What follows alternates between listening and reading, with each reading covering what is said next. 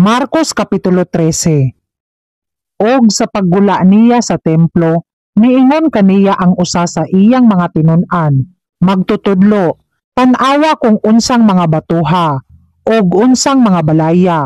Og si Jesus miingon kaniya, nakita mo ba kining mga balayeng dagko? Walay igabilin nga usa ka bato sa ibabaw sa usa nga dili pagatumpagon.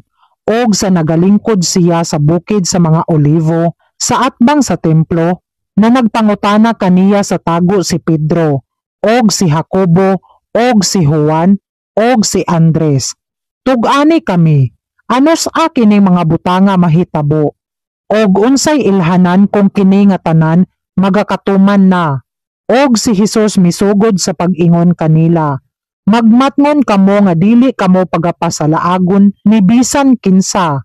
Daghan ang moanhi sa ako ngalan